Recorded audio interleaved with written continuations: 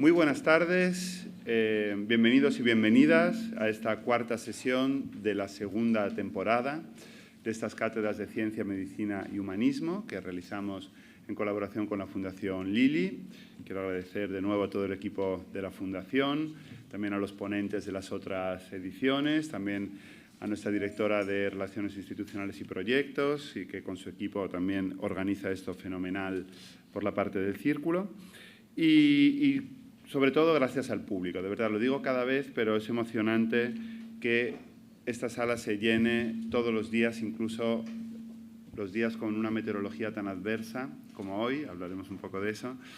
Y desde luego hoy tenemos una charla excepcional. A continuación, el director de la Fundación Lili, José Antonio Sacristán, realizará la presentación de este meteorólogo de RTVE y gran divulgador científico, Martín Barreiro, al que le agradezco enormemente que haya aceptado nuestra invitación. Pero antes de ello, como viene siendo habitual, permítanme que les dirija unas palabras un poco así de meditación, relacionadas en este caso con el título de esta conferencia, que es ¿a quién le importa el cambio climático? Quería decir que, desde luego, al Círculo de Bellas Artes le importa mucho el cambio climático, como venimos demostrando desde hace años, pero muy especialmente en esta temporada 2025-2026, que ha tenido como uno de sus dos grandes ejes de programación precisamente lo que hemos llamado la emergencia climática. Este verano, como quizás sepan, inauguramos el Refugio Climático, un hermoso experimento social, una gran plaza pública verde situada en nuestro majestuoso salón de baile, por el que pasaron más de 60.000 personas durante los meses de julio, agosto y septiembre. El Refugio Climático, que ha sido un gran éxito en esta primera edición, se repetirá todos los años y seguirá presentando una serie de actividades culturales y de divulgación científica para concienciar e informar desde diferentes disciplinas sobre la gravedad de la crisis climática que atravesamos. A continuación, sigo hablando de este año, se inauguraron 3 grandes exposiciones: hiperobjetos, la mayor emergencia y especies mensajeras, las 3 relacionadas con el cambio climático, y tuvieron lugar en el cine y en nuestras salas varios ciclos de proyecciones y de debate como Clima de Cambio u Otoño Climático, justamente para debatir estas mismas cuestiones. Paralelamente, nuestro Festival de las Ideas, cuyo lema fue Culturas del Malestar, tuvo el malestar ecológico como uno de los ejes de su amplio programa.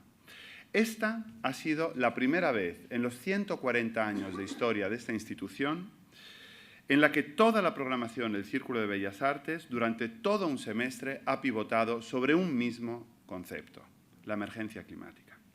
Muchos se preguntaron entonces, y siguen preguntándose, ¿por qué una institución cultural toma este tema de cariz social y científico como centro de su actividad? Pues bien, en el Círculo nos importa el cambio climático por muchas razones. En primer lugar, porque creemos en la cultura como instrumento al servicio de la consecución de una sociedad más igualitaria, más libre, más justa y más sostenible.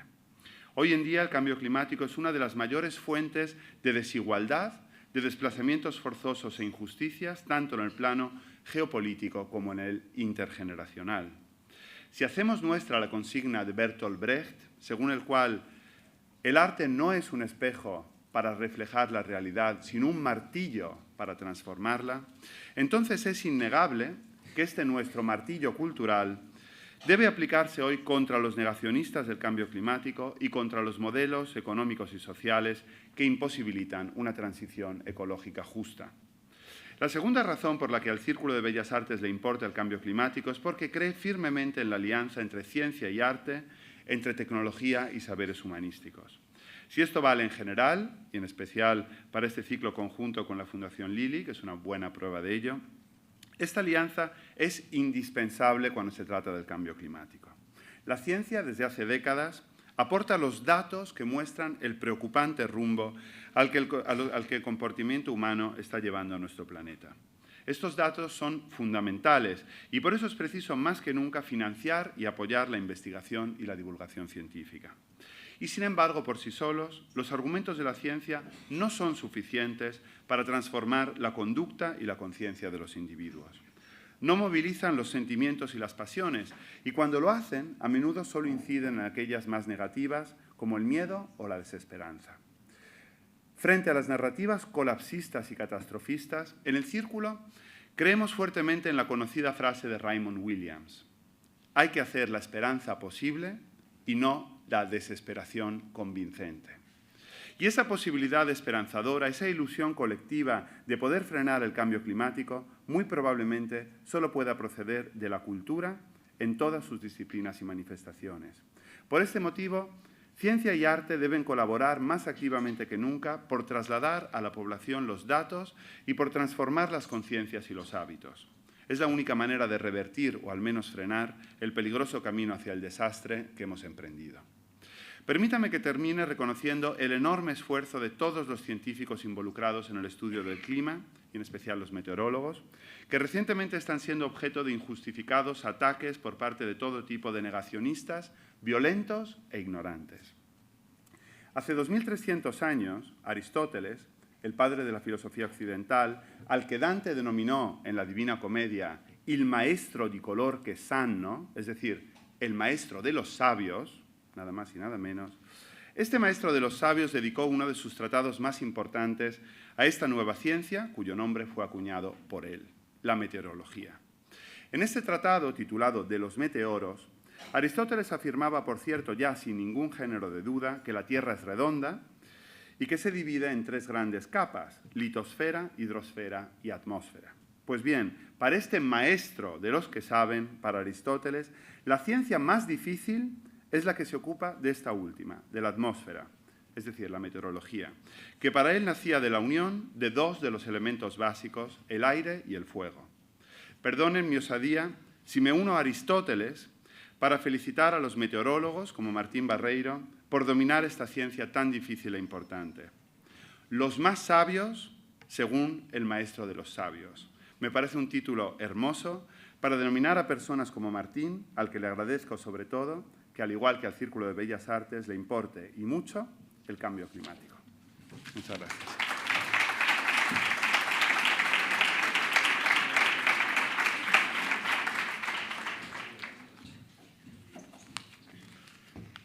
Bueno, muy buenas tardes. En nombre de la Fundación Lili quiero empezar también dándoles la bienvenida y agradeciéndoles un día más que nos acompañen a este ciclo de Ciencia, Medicina y Humanismo. Gracias, Valerio, gracias al Círculo por esta colaboración tan fructífera. Y hoy nos toca hablar de ciencia, de cambio climático, que es hablar de ciencia fundamentalmente, ¿no? De un tema que yo creo que está de máxima actualidad, de triste actualidad, yo diría. De triste actualidad porque, como terminaba diciendo el director del Círculo de Bellas Artes, Valerio Rocco, es un objetivo continuo de los negacionistas en nuestra época. Se meten con los meteorólogos, con la meteorología, con el cambio climático. Estamos presenciando todas estas teorías conspirativas, negando la mayor, diciendo que el cambio de clima que es una manipulación de la comunicación, y lo que es peor, estas campañas de odio contra, por ejemplo, la Agencia Estatal de Meteorología y contra los propios meteorólogos. En un artículo publicado no hace mucho, se analizaban los comentarios que había en redes sociales relacionados con los tweets de los meteorólogos, y un 25% de los comentarios que hay son comentarios de odio hacia la Agencia de Meteorología o hacia los propios meteorólogos. Yo creo que esto es una malísima noticia, ¿no? El tema que debemos preguntarnos es ¿por qué ocurre esto? ¿No? ¿Por qué ocurre esto? ¿Qué es lo que está pasando? ¿Por qué este foco en el cambio climático?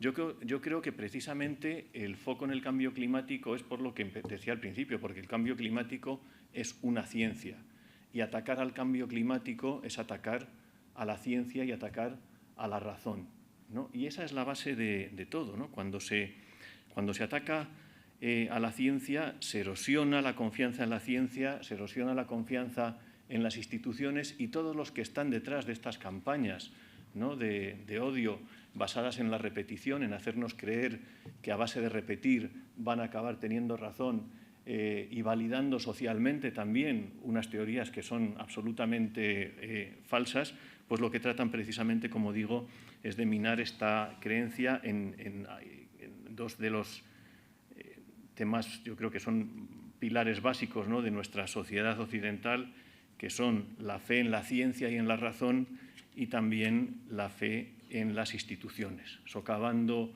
esta creencia, pues hay claramente pues, unos objetivos que intuimos, pero que están muy bien orquestados y que tienen desde luego muy poca buena voluntad, por no decir lo contrario. ¿Qué debemos hacer para defendernos frente a todo esto que está ocurriendo? Pues yo creo que bueno, pues, hablar con datos, ¿no? con evidencias, con más ciencia, con redes sociales, y eso es precisamente lo que hacen divulgadores como Martín Barreiro, al cual voy a pasar a presentar, ¿no? Yo creo que la única forma de luchar contra todo esto que estamos viendo es a través de personas como él. Martín Barreiro es físico, meteorólogo, especializado en previsión meteorológica marítima y también en gestión de catástrofes. Como saben todos ustedes, es el presentador del Tiempo de fin de semana de Radio Televisión Española, con una audiencia fiel de unos 3 millones de personas de media, y tiene una experiencia muy dilatada. Desde 2003 ha estado vinculado, por ejemplo, a la Unidad de Observación y Predicción Meteorológica de Galicia y a diferentes medios de comunicación también gallegos, ¿no? Martín destaca por su compromiso con la divulgación y la comunicación de la ciencia, como decía, relacionada con aspectos complejos del cambio climático, su impacto en nuestra sociedad y su implicación personal también en la difusión a través de conferencias vinculadas a la emergencia climática, como su intervención en la pasada COP25, que es la Confederación de Naciones Unidas sobre el Cambio Climático, socio fundador también de ACOMET, que es la Asociación de Consumidores de Meteorología, a la cual están unidos todos los principales profesionales de la comunicación. Y su trayectoria ha sido reconocida a través de muchos premios, por ejemplo, el mejor meteorólogo de televisión de la Sociedad Meteorológica Europea y el premio al mejor comunicador de televisión otorgado por la Academia Gallega Audiovisual. Es coautor y autor de varios libros, entre ellos destacan El tiempo de televisión española, Meteorología a través de la fotografía, El tiempo de la A a la Z, Lunario 2014, La luna y el clima, Los refranes del tiempo, todos ellos editados por Espasa, y el año pasado un libro también muy importante porque va dirigido a los más pequeños, y ahí es donde yo creo que también hay que sembrar un libro que se titula El extraordinario planeta A. Nos importa el cambio climático, y ahí explica muy bien por qué el planeta A, porque desgraciadamente es el planeta en el que nos toca vivir y no tenemos una alternativa de planeta B cuando este sea invivible, ¿no? Así que, sin más preámbulo, les dejo ya con Martín Barreiro para que nos hable en más profundidad del cambio climático. Muchísimas gracias, Martín.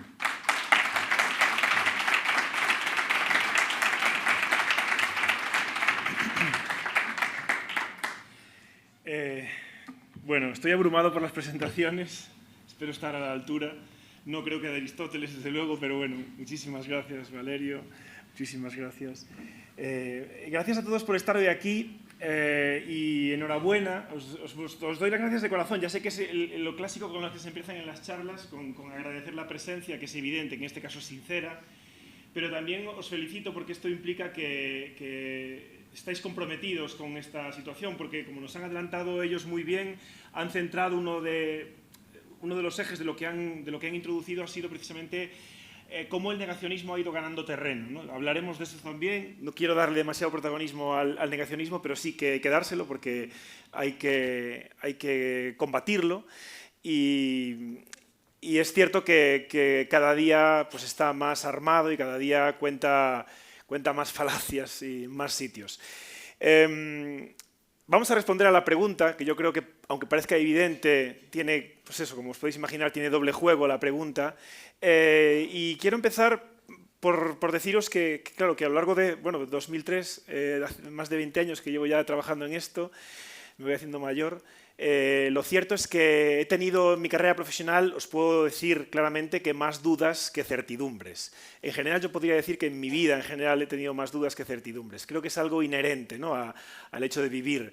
La incertidumbre es algo con lo que debemos de manejar. Ya sé que es algo con lo que manejamos mal, no nos gusta demasiado al ser humano vivir en incertidumbre, tener incertidumbre. Nos gusta más saber qué va a pasar.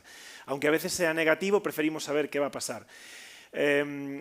para mí la certidumbre es, por ejemplo, lo que pasó el sábado. Esta es una imagen que saqué en el telediario del sábado que nos envió Isabel Arcos, que es una espectadora de... Esto es Sallén de Gállego, el Valle del Tena, en Huesca, y eso es la nevada del sábado. Yo me volví de allí precisamente el jueves, tengo grandes amigos ahí, bueno, me gusta esquiar y precisamente hoy por la mañana, antes de venir, me llamó Pedro Urrieta, que es el director de la escuela de la estación de esquí de Formigal. Es un señor de montaña de toda la vida, lleva dando clase a miles de niños esquiando y me dijo, pero si no nevó tanto, si no cayó casi nada. Y yo veo la imagen, ya veis que cada uno tenemos una perspectiva diferente, y veo blanco, venía de allí, y os puedo decir que estaba marroncito, toda esa zona de los infiernos, no es la zona más montañosa, pero no estaba, Lanuza no estaba con ese color blanquecino, el lago no estaba así. Para mí esto es una buena noticia, el hecho de que haya nevado, pero es cierto que el invierno ya no es lo que era. El invierno no nos trae tanto frío, que es el necesario para que la precipitación no sea líquida, porque sí que es cierto que llovió en el Pirineo mucho. Tienen bastante cantidad de agua este año, pero no tenían tanta nieve. Y bueno, para mí esto es la certidumbre, en donde me encuentro a gusto, en saber cosas que tienen que pasar en el momento en el que tienen que pasar. Y esto es lo que interpreta la IA, el ChatGPT, como incertidumbre. Lo cierto es que es curioso porque el ChatGPT tiene mucha información y pone cosas ahí muy curiosas que dices tú, ¿qué cosas todo? Pero en realidad es un batiburrillo de cosas. Si os fijáis, hay como espirales, como movimientos caóticos, hay una mariposa, a lo mejor os suena esa mariposa porque está ahí. Pero bueno, en realidad le dedico muy poco tiempo a la IA por dos motivos. Porque lo que ofrece el ChatGPT por ahora para nosotros en general es un poquito un batiburrillo de cosas y que es una herramienta poderosa. Y las ofrece un poco, pues eso, de esa manera un poco extraña. Esto sí, también me lo ha ofrecido la IA, pero con otros parámetros. Y esto sí que es una de las imágenes más bonitas de la física no lineal, que es la que estudiamos los meteorólogos, que es el atractor de Lorentz, que es un poco el origen de algo que a lo mejor os suena, que es el efecto mariposa. Eso de que el aleteo de una mariposa en Gran Vía puede producir un tifón, un ciclón en el Índico. Hay una probabilidad de que eso exista, porque la conexión atmosférica, el fluido atmosférico está conectado de manera que cualquier perturbación en cualquier lugar puede, si se dan las circunstancias adecuadas, desencadenar en algo en otro lugar muy distinto. Esto es una imagen, tendría que tener movimiento, pero bueno, me vais a disculpar, es el péndulo doble. Si os fijáis, hay dos cosas ahí, hay un péndulo rojo, una bolita roja que recorre parte de una circunferencia, y hay otro péndulo azul enganchado en esa bolita roja. Esto en movimiento describe una primera trayectoria, la roja, que se puede predecir, que es exacta, que es la del péndulo, y la otra, sin embargo, cambia, y además cambia en función desde donde se lance el segundo péndulo. Si lo movemos un poquito de nada, la trayectoria que describe es diametralmente opuesta, es el caos absoluto en comparación con la primera. Y fijaos que aquí solo hay dos variables, hay dos bolitas. Imaginaos lo que sucede en la atmósfera, en la cual el número de bolitas que hay en la atmósfera podríamos decir que es incontable, podríamos decir que es cercano al infinito. No sería correcto del todo, Carlos me va a corregir, que tenemos aquí un físico más experto que yo, pero es prácticamente infinito, con lo cual la interacción entre esas partículas da lugar a fenómenos muy complejos y a que las predicciones sean complejas, a que nuestra vida como meteorólogos se debata en esa incertidumbre y en tratar de dar certidumbre a esa incertidumbre. Lo mismo me ha pasado en mi vida de comunicación. Os quiero hablar también en esta charla no solo de cambio climático, y además no os voy a aburrir mucho con el cambio climático. Quiero hablaros de la comunicación, de la que se ha hecho, de la que se hace, de cambio climático, y de la que yo considero que se debería de hacer, y la que entre todos creo que hoy podemos entre todos ser transmisores de esa información, que yo creo que para mí, y me estoy adelantando ya al final de la charla, es la clave para la solución de este grave problema, de esta crisis, de esta emergencia.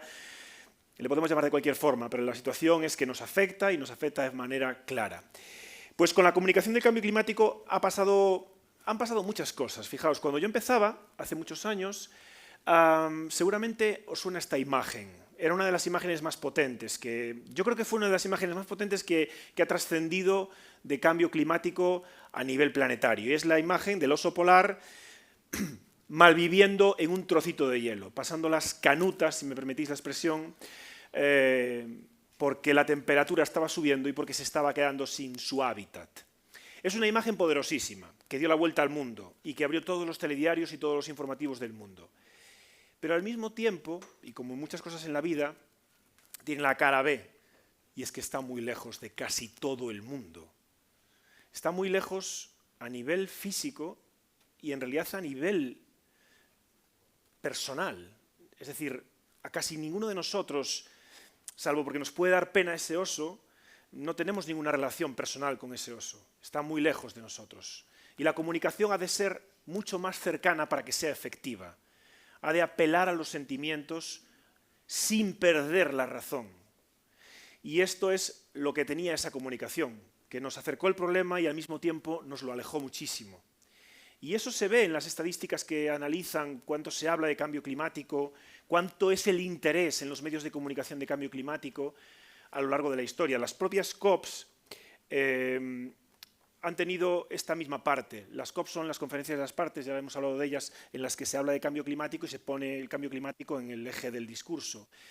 Han sido muy criticadas y de hecho los negacionistas aprovechan para criticar que si van en avión, que si no sé qué, claro.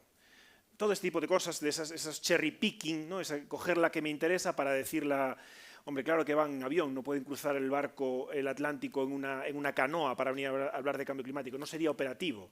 Sería dar ejemplos, sí, pero no sería operativo, no llegarían.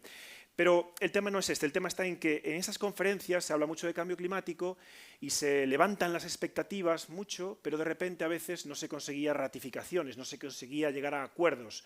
Se está consiguiendo, ya lo sabéis que a duras penas, todas las COPs nos dejan una parte muy amarga, la anterior, la última ha sido especialmente amarga y en algunos años pues lo fue más todavía y eso hacía todavía que se alejase más la problemática del cambio climático a la población. Para nosotros también había otra parte que tiene que ver con eso de que en realidad el enemigo a veces está en casa, ¿no? Yo soy científico, me dediqué muy poco tiempo a la investigación, un par de años, porque luego ya enseguida empecé a trabajar en comunicación. Entonces me considero que he aprendido el método y sé cómo hay que hacer las cosas, lo escrupuloso que hay que ser a la hora de investigar, lo escrupuloso que hay que ser con todo lo que se hace a la hora de publicar un artículo, etcétera, etcétera. Y tengo muchos amigos en el gremio. Y claro, cuando ya te pasas a la comunicación, empiezas a ser un poco de la farándula y ya dejas de ser estricto y serio y seguro y conciso y un montón de adjetivos. Y entonces, cuando hablábamos de cambio climático, los que estábamos en medios de comunicación, tratábamos de dar un mensaje que no fuese ese de, bueno, esto se puede afirmar al 90%, porque claro, hay una incertidumbre y esto, claro, no está todo el mundo de acuerdo al 100%, hay estudios que que evidencian cosas diferentes, claro, un montón de matices que yo cuando llegaba a la edición de mi informativo me decían, a ver, ¿os acordáis de eso que decía Pedredol de no veo las llamas en el titular? No había ninguna llama en ningún titular, no era capaz de vender nada a ningún informativo. Para mi gusto, hoy en día se necesitan demasiadas llamas, ¿no? y hemos caído en el clickbait, lamentablemente, gracias a esas llamas, a esa búsqueda de llamas. Pero bueno, lo cierto es que no eran muy atractivos los titulares como para ver la noticia e interesarse por la noticia. Entonces, digamos que no podíamos trampear eso, no se podían hacer trampas, pero teníamos al enemigo en casa, el enemigo que nos decía, estás diciendo que eso es cambio climático, falta mucho por demostrar. Entonces, afortunadamente, la ciencia también avanza a favor, no solo a veces juega en contra de los que lo comunicamos, sino que avanza muy a favor y además es muy altruista. Fijaos, en la meteorología, tradicionalmente la comunicación en meteorología y la meteorología en sí misma se ha compartido datos a nivel histórico por todo el planeta. Y en la comunicación y en el cambio climático lo mismo. Y desde hace poco hay un montón de científicos, y la mayoría son científicas, de hecho, meteorólogas, climatólogas, oceanógrafas, que se dedican a hacer estudios de atribución. A lo mejor os suena algo, porque son estudios que se hacen muy rápidamente para demostrar que un evento meteorológico determinado, pongamos por ejemplo el caso de la Dana de octubre, tiene una correlación determinada con el cambio climático. Es decir, el cambio climático ha enfatizado ese evento meteorológico en concreto. Eso para nosotros fue, de repente, una ventana de aire fresco. El tener la posibilidad de que un estudio de atribución rápido nos pudiera decir que la ola de calor de Francia, en la que había habido más fallecidos de la historia, tenía que ver con el cambio climático, para nosotros era un titular muy poderoso y nos permitía contarlo en los medios de comunicación, sin coletillas, sin esa, pero esto hay que todavía hacer más estudios. Y eso llegaba mejor, y notamos cómo llegaba mejor, y aprovechamos precisamente para comunicar esos eventos extremos, correlacionarnos precisamente con el cambio climático y poder explicarlo. Es uno de los motivos por el cual escribimos mi pareja y yo el libro para niños, y de hecho el núcleo del libro está relacionado con los fenómenos meteorológicos extremos. Todos tenemos un pasado, ese era mi comienzo en Televisión de Galicia, y yo de aquella no era capaz tampoco de vender demasiados temas, como os podéis imaginar. Para mí aquello todo era muy difícil, muy diferente a mi entorno, y os puedo decir que el comienzo en la comunicación de cambio climático no fue todo lo alentador que hubiera deseado que fuera. Voy a pasar rápidamente esta imagen. Y de hecho esto es un chiste también en el que, claro, es un poco la trayectoria en la que se ha hablado de cambio climático. El cambio climático lo primero que hacemos es negarlo, porque no conviene, porque es incómodo, me pone en una situación en la que tengo que hacer cosas que no me apetece y bueno, no creo que sea real. Bueno, vale, es real, va pasando el tiempo, es una línea de tiempo, ¿vale? Es el cambio climático en una línea de tiempo. El cambio climático no es real, es la parte de arriba. Ok, sí es real, pero no lo tengo muy claro que esté causado por los seres humanos. Pasa el tiempo y dice, bueno, sí que está causado por los seres humanos. Uy, es demasiado tarde. Y hay un pequeño taco ahí que indica que estamos un poco ya en esos últimos pasos ya, ¿no? De darnos cuenta de que ya está encima de nosotros y ya nos está arrollando de alguna forma.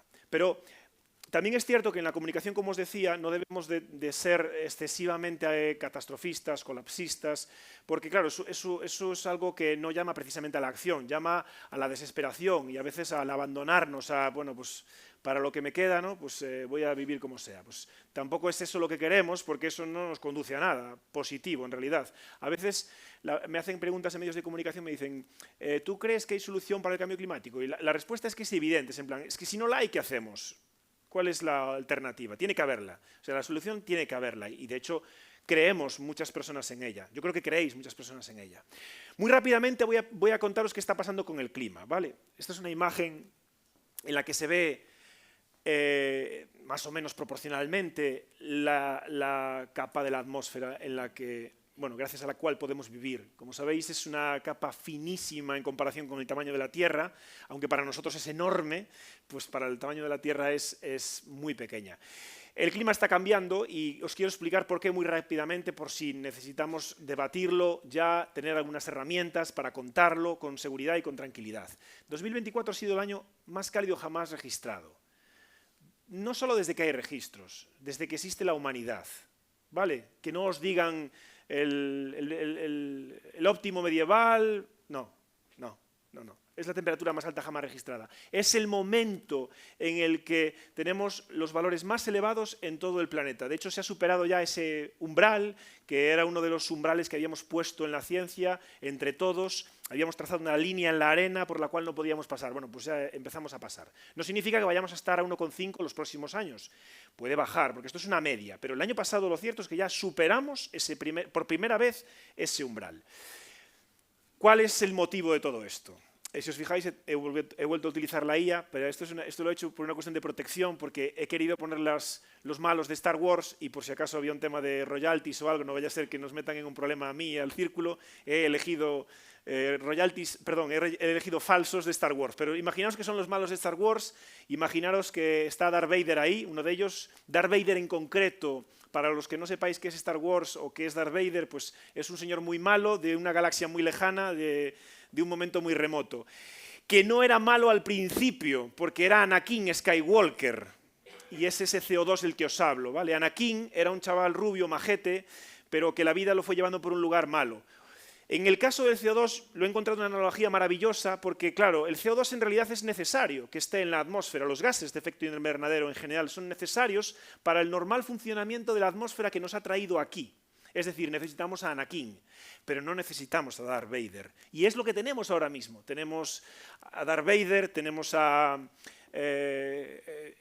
Kylo Ren, perdonad que a lo mejor no me lo sé todos muy bien, pero bueno, sé que hay bastantes malos en Star Wars, los tenemos a todos. Tenemos todos los gases de efecto invernadero disparados, haciendo que un efecto que necesitamos en el planeta, que es tener una temperatura media para poder vivir tranquilamente, esté siendo cada vez más elevada. Esta es una página de nuestro libro y la pongo para ilustrar, precisamente para que veáis cómo se puede ilustrar simplemente con datos sencillos y sin intentar explicar qué son las partes por millón, sin meternos en datos muy complejos. Simplemente saber que ahora mismo hay más CO2 que en los últimos 800.000 años. Solo hay que saber esto, nada más. Esto es ciencia, esto es un dato objetivo. Nunca antes en el planeta, hasta hace 800.000 años, no había seres humanos, como os podéis imaginar, ha habido tanto CO2. Con lo cual, a priori esto es un dato significativo. O sea, puede venir cualquiera a intentar desmontar esto, pero lo cierto es que pero estamos en una situación insólita, y más para nuestra actividad humana. Entonces, hay un montón de falsedades que corren, que inundan las redes, que intoxican. Es un ciclo natural, el cambio climático, no todos los científicos están de acuerdo. Hace frío en invierno, con lo cual no hay cambio climático. Nieva en invierno, con lo cual no hay cambio climático. El CO2 es natural, no es perjudicial. Si os fijáis, todas las frases tienen algo de verdad. Tienen una pequeña parte de verdad y un completo que no es de verdad. Es verdad que el CO2 es un gas natural, por supuesto, está en la atmósfera de forma natural. Es verdad que hace frío en invierno, es verdad, claro que sí, es verdad que nieva, es verdad que los científicos no están de acuerdo, hay algunos que no están de acuerdo, pero en realidad en la ciencia no es una cuestión de estar de acuerdo, es una cuestión de que sea cierto o no sea cierto, no es una cuestión de opinar. A la gravedad le importa muy poco si crees o no crees en ella, porque si tratas de tirarte por un sitio y dices, no creo en la gravedad, pero ella sí cree en ti.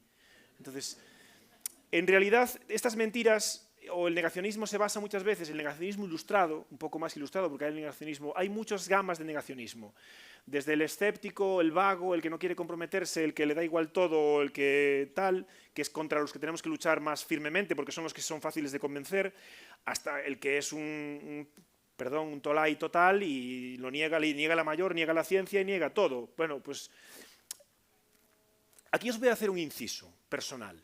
Yo, como también venía de esa parte de la ciencia un poco exquisita y de que, yo con este tolai, si me permitís, perdonad otra vez, no discuto, no está a la altura. ¿Qué tontería es esa?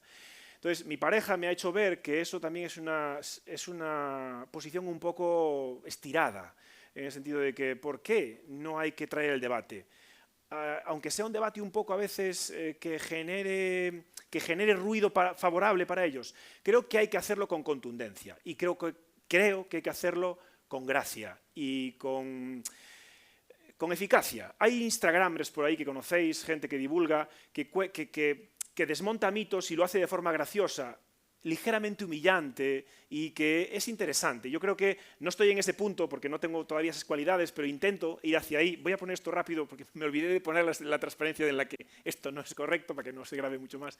Entonces, quiero deciros que sí que creo que hay que pelear el cambio climático y que sí que creo que hay que bajarse al barro, a pesar de que las personas que están en redes en nuestro medio nos desaconsejan a las personas que somos conocidas o que salimos en los medios que nos metamos en la pelea, porque van a ir a lo personal. Y cuando hablabais ahora del negacionismo creciente, yo durante varios años, hace muchos años, cuando Facebook arrancaba, llevaba yo el Facebook del tiempo de TVE. No os podéis imaginar las burradas que me decían a nivel personal y a nivel de grupo. Os hablo de hace muchos años, más de 7 u 8 años. Quiero decir que el negacionismo y los cafres han existido desde siempre, solo que ahora tienen más altavoces y llegan a más sitios. Pero las amenazas las hemos recibido desde hace tiempo. Ahora son generalizadas y son salvajes. Pero quiero decir que no vale de nada tampoco evitarlos. Yo creo que hay que, de una manera inteligente, de una manera ilustrada, de una manera culta, educada, pero sí, ¿por qué no? A veces incluso graciosa o como queráis llamarle, pues sí que es cierto que es una forma interesante de luchar contra ese movimiento que sí que es cierto que ralentiza.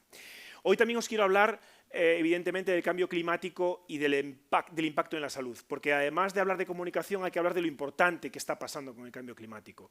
En 2019, la Organización Mundial de la Salud estableció el cambio climático como la mayor amenaza para la humanidad. El cambio climático tiene una correlación directa no solamente con los eventos extremos, no solamente con el clima, sino con nosotros, con nuestro estado de bienestar, con nuestro estado en realidad de salud, por muchos factores. Fijaos, hay datos ya que muestran que desde el año 2008 26 millones de personas a lo largo de todo el planeta, de media, desde el año 2028, 26 millones de personas pierden su hogar, o parcialmente o totalmente, cada año. Cada año, por eventos meteorológicos, 26 millones de personas desde 2008, de media, insisto, no es que todos los años sea lo mismo, es que hay años que hay más y hay años que hay menos, pero de media, 26 millones de personas pierden su hogar. Si hacéis unos cálculos rápidos, podéis llegar a que en los próximos 30 años va a perder su casa 1 billón de personas. Eso es la octava parte de la humanidad. Es decir, que altamente probable nos toque a alguno de nosotros. El cambio climático son estos datos, son algo a lo que nos enfrentamos y que ya nos afecta, algo que creíamos que era o que deseábamos que fuera en el futuro, al menos para no tenerlo tan cerca, está siendo ya.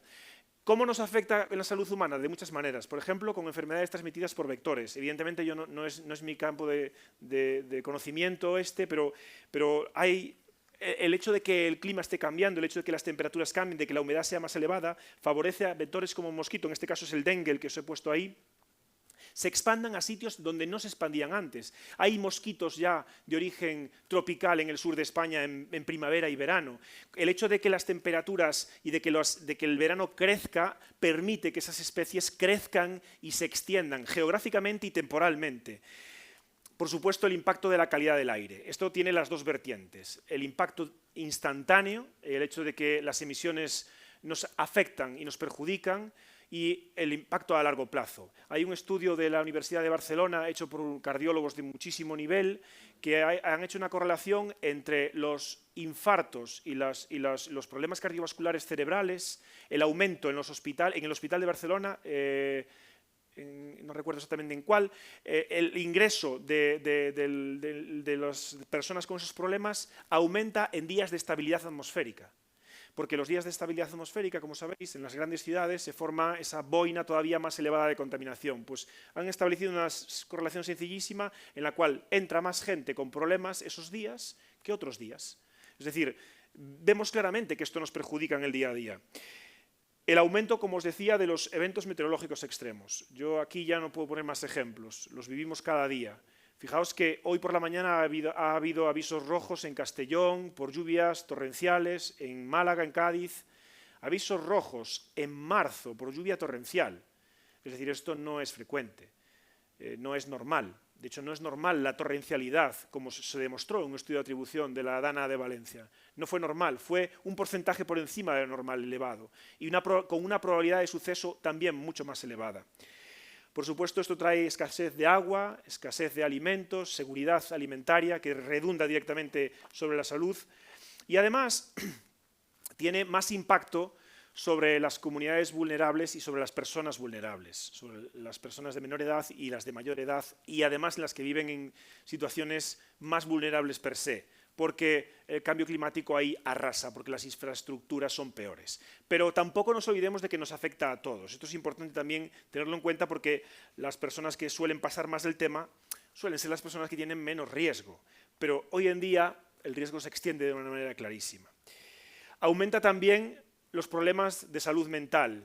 El estrés por este tipo de situaciones hace que sintamos y que vivamos una situación más complicada. También es para nosotros muy complicado a veces contar esto sin generar ansiedad.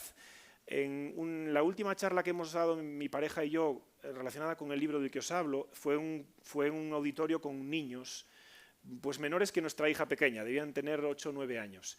La primera pregunta que nos hicieron me heló la sangre. Una niña dijo, ¿pero nos vamos a morir? Claro, es que, bueno, eventualmente todos nos vamos a morir, pero ella preguntaba si nos vamos a morir por el cambio climático. Yo en aquel momento quise dar para atrás a la cinta y no haber contado nada de lo que había contado. Pero me debato en eso, en no contarlo y ser partícipe de que, bueno, pues que sea lo que Dios quiera o que sea lo que sea, o contarlo e intentar no asustar, o al menos contarlo para tener las herramientas para protegernos, para adaptarnos, que eso es una de las claves. Una vez que el cambio ya está produciéndose, evidentemente una de las claves, aparte de mitigar, como ya voy a contar después también, es adaptarnos.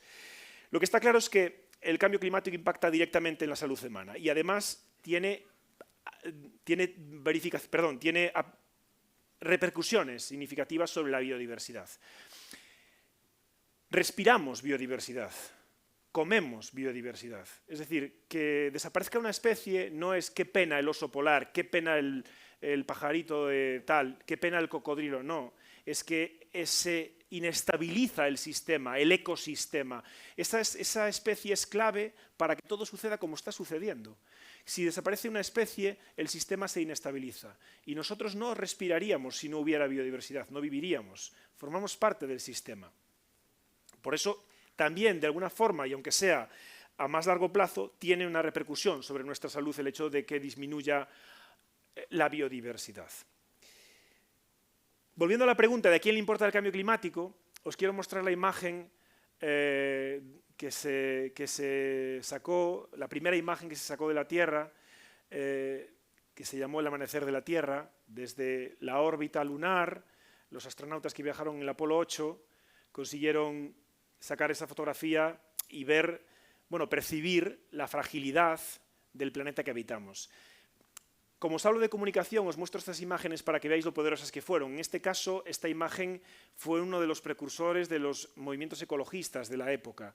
¿Por qué? Pues porque era una imagen en la que por fin se veía la Tierra con ese color azul, por fin se veía la soledad en el espacio y se veía lo duro y lo inhóspito de la superficie lunar. Entonces, es una imagen muy representativa en la que creo que es clave cómo contamos las cosas y cuándo las contamos y con qué elementos contamos las cosas para trasladar esa información. También es cierto que no podemos, como os decía antes, llevarlo al pánico, que el incendio no nos permita ver que hay soluciones. Porque es muy fácil caer en estas afirmaciones. No es culpa mía, ya se arreglará, porque la negación es una de las primeras fases ante un problema. Después pues está la desesperación que nos abruma, ¿no? Que es demasiado grande, yo esto no lo puedo solucionar solo, es imposible que yo consiga hacer algo. No son lugares comunes, la negación y la desesperación, pero al final confluyen en el mismo, en la inacción, en el que no tomamos decisiones. Y eso nos puede hacer sentir incapaces de tomar esas soluciones. Solo soy uno entre 8.000 millones de personas. ¿Qué va a suponer que yo haga una cosa o que yo haga otra? Soy demasiado pequeño para crear una diferencia. No conozco, no tengo los conocimientos necesarios para solucionar el problema. El sistema va hacia un sitio y yo opino una cosa totalmente lo contraria, me va a arrasar el sistema. Fijaos que todas las afirmaciones, en el fondo, tienen algo de verdad. Tienen algo de verdad, algo que nos puede frenar. Pero en realidad, todas esas afirmaciones también se les puede dar la vuelta, porque soy una persona entre 8.000 millones, pero si todos hacemos lo mismo, en realidad el problema se soluciona mañana. Si en realidad aquí es una cuestión de llegar, de convencer, de que la gente escuche el mensaje, de que la gente lo tenga claro y que cada día empiece a tomar las decisiones en base a eso. Esa es la clave, el elegir. No se trata de que unos pocos lo hagamos perfecto, no me considero que soy de los que lo hago perfecto, no me podría ni siquiera incluir ahí, no soy de ese pequeño grupo, pero sí que está claro que se solucionaría si todos lo hiciésemos un poco mejor. Y yo os doy un truco, que también este truco me lo ha aportado mi pareja. Me ha dicho, mira, si me ocurre una forma de cómo enfrentarme a esta situación. ¿Por qué voy a hacer algo que no me gusta nada hacer? O sea, ¿por qué motivo tengo que vivir toda mi vida en penitencia por el bien común? Pues hay una parte egoísta que te dice, pues no me da la gana, ¿no? A lo mejor no, a lo mejor eres altruista hasta ese punto. Pero hay una cosa en álgebra que se llama el diagrama de Venn, que es esa representación de esos tres circulitos. Me interesa, no me voy a mover mucho, lo voy a señalar con el puntero, me interesa esta zona común entre los tres circulitos, que son, los circulitos, uno de ellos es lo que os gusta, lo que os da placer, lo que os mola, lo que en realidad disfrutáis en vuestra vida. La otro, en lo que sois buenos, en lo que tenéis una formación, en lo que destacáis, que a veces no son lo mismo, a veces sí. Con lo cual se amplía ahí, el diagrama de Venn crece. Y lo que mi entorno cercano, mi familia, mi barrio, mi edificio, mi calle, mi ciudad, necesita. Porque la acción, vamos a tratar de que sea cercana, porque si es una acción lejana, pues se nos diluye.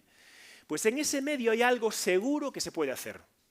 Es decir, no te va a costar porque te gusta, lo vas a hacer bien porque lo haces bien y va a ser útil para la comunidad. Con lo cual ahí todos tenemos algo que aportar y estoy seguro de que es diferente en todos nosotros. Porque esta es la clave, no pasar el rodillo por encima de la gente para obligarlas, porque eso genera negacionismo, eso genera reacción en contra. No me vas a decir tú lo que tengo que hacer, seguro que suenan estas frases, ¿verdad? Incluso de la política. No me vas a decir tú qué tengo que hacer.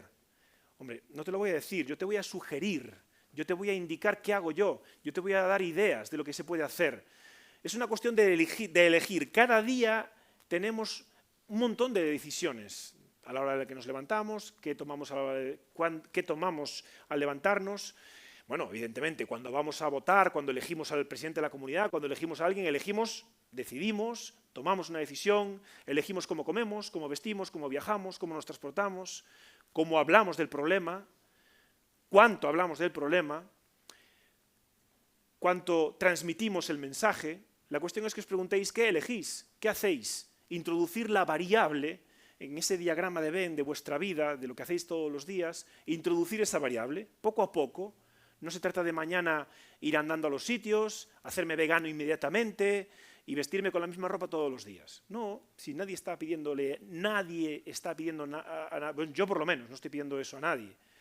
Pero la cuestión es que la incertidumbre va a seguir estando con nosotros. El futuro tiene incertidumbre, la vida tiene incertidumbre, la meteorología muchísima. Que conste que la lluvia de hoy no es culpa mía, la estaba pronosticada. Y os agradezco que hayáis venido efectivamente en tiempo tan adverso. Y lo que corresponde es asumir que hay una incertidumbre, tomar actitudes decididas, firmes y tomar acción, la que se quiera. No se está pidiendo que empecemos a que nos empecemos a manifestar como Greta con una pancarta delante de ningún sitio. Nadie está pidiendo, bueno, yo no estoy pidiendo eso a nadie. Simplemente creo que todos debemos ser conscientes de lo que nos estamos enfrentando. Y a mí lo que me preocupa sobre todo es que nos protejamos ante lo que está pasando.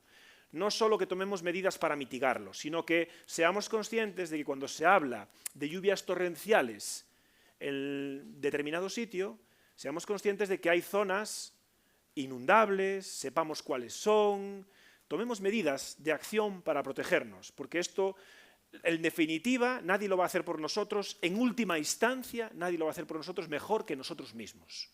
Sí que hay gente que se preocupa por nosotros, yo mismo. Yo llevo una mochila emocional, no sé si recordáis el vídeo de John Morales, un meteorólogo puertorriqueño, que vive en Estados Unidos, que trabaja para un canal americano, un compañero, amigo, hablando del último huracán que iba a afectar Florida, que se puso a llorar mientras lo contaba, salió en los medios de comunicación. Bueno, esto es una mochila que llevamos muchos meteorólogos y cada vez más, conforme avanza el cambio climático, porque hay un montón de cosas asociadas y derivadas a lo que contamos y a lo que viene, que no podemos contar, pero que nosotros las vivimos y las sentimos en primera persona. Para mí es difícil cada vez más contar el pronóstico en determinadas situaciones por lo adverso que es el pronóstico. Cuando hay un día sin avisos en el mapa, yo soy feliz. Cuando no pasa nada, soy feliz. Ya sé que a veces debe de pasar, debe de llover, pero claro, no en la forma y lo abrupto que lo está haciendo. Yo he tomado acción, aprovecho para hacer publicidad del libro, pero es en el fondo una parte de hacer acción. Es difícil, no os podéis imaginar lo que nos ha costado a Ana y a mí escribir esto, porque es dirigirse a un público muy delicado, al cual hay que dirigirse con honestidad, pero también al mismo tiempo sin abrumar, sin asustar, sin aterrorizar. Ya quito la publicidad, no os preocupéis. Pero quiero decir que todos podemos hacer muchas cosas, todos podemos tomar participación en esta solución, todos podemos ser partícipes, de esta solución. Mia Couto cuenta que cuando amanece, la gacela piensa que si no se pone a correr, va a morir, porque la va a comer el león. Y al mismo tiempo el león, cuando se despierta, piensa que si no se pone a correr, va a morir por hambre. No importa quiénes sois, la gacela, el león. Lo que importa es que cuando el sol despunta, empecemos a correr. Gracias.